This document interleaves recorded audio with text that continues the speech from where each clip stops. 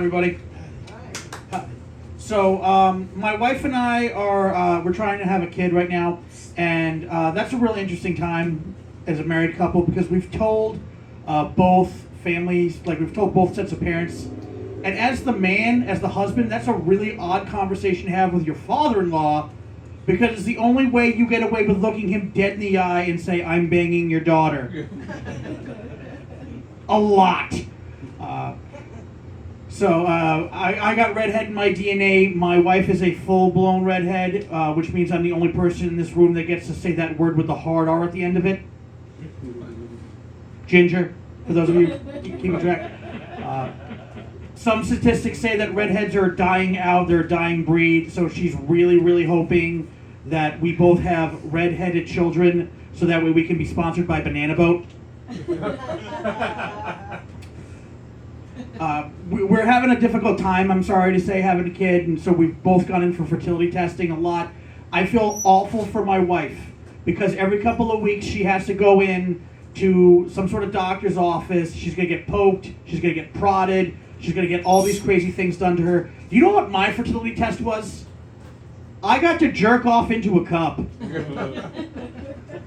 And if you are a man, if you've never had to have a fertility test done, let me just paint you this picture. You walk into a doctor's clinic that is 100% operated by women. Every member in there is a woman, okay? And they guide you to this room where you go do your thing, thus making you feel like you are in the world's worst brothel that is covered by your insurance company, okay? They had the most interesting porn from 2002. All right, they had High School Sluts 1 on DVD. They had High School Sluts 2 on DVD. I put the first one in, and I just got, like, I was just in there for a while until eventually, like, I heard a knock on the door. Kyle, this is the nurse. Is everything okay? You've been in there for 45 minutes. I'm really invested in the story. I wanted to time myself so that way I finished, so I put in the second DVD, and I wanted to time myself so that way I could finish when the story finished, and wouldn't you fucking know it, they set you up for a third movie. Talk about blue balls, am I right, fellas? We're in the middle of the NFL playoffs. Is everybody here excited for the Super Bowl upcoming? Yeah. Pats might do it this year. I'm kind of excited. Not so fun enjoying the conversation that's gone on with the halftime show. That's been going on lately because so many people are saying, oh, we don't want Bad Bunny to do the halftime show, which I think the arguments against it are just stupid to me.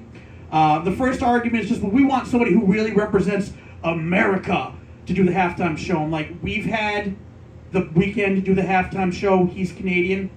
We've had both Paul McCartney and The Who in my lifetime do the halftime show. They're British, which as far as I'm concerned is the least American thing you can do for the halftime show. We've even had the Black Eyed Peas and Maroon 5 do the halftime show, and they're terrible. So, one of the biggest arguments also I hear is some people are trying to just say they're not racist, they're just upset because I won't be able to sing along with him because it's only in Spanish.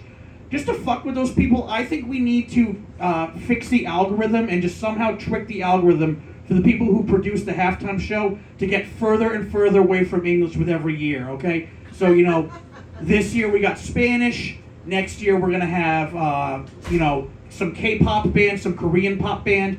Eventually, I want the halftime show to be only done in Klingon and Elfish, okay, guys? I have now entered what I'm going to call the weirdest and stupidest point of my life now. I've just turned 38 years old back in November, and I have now decided that it's the right moment to get into professional wrestling. It's so fucking dumb. Like, you gotta understand why that's so stupid for me, because I grew up in, like, the late 90s, early 2000s, like that whole Attitude Era when everybody says it was at its best, and I was one of those jackass kids who would look at all my friends who would go home on Monday night to watch Raw and just say, why the hell would you guys want to watch that crap? It's so stupid and fake. Now, if you'll excuse me, I'm off to watch the Ninja Turtles. So I now feel like I'm regressing as far as what my entertainment is like. For example, I feel like I'm going backwards with it. So this week I'm watching pro wrestling. Next week I'm going to watch Bluey, and then eventually I'm just going to start watching. What's that thing where you see the kid on the screen? Oh, ultrasounds. Ultrasounds. Yeah. My wife thinks it's ridiculous that I watch pro wrestling now, and there's only one good reason for that. She's right. Every now and again, she likes to bust my balls for it. Rightfully so. The other day, she walked in on me, and she was just looking at me going, like, what are you doing watching Monday Night Raw? Like, I feel like I married a teenager. I can't believe you're into this. Like, this is so stupid. I'm just trying to say, guys, it would have been less embarrassing for me if she walked in on me watching High School Sluts 3. You know what? That's all I got for you guys, and I'm going to give it back to the room.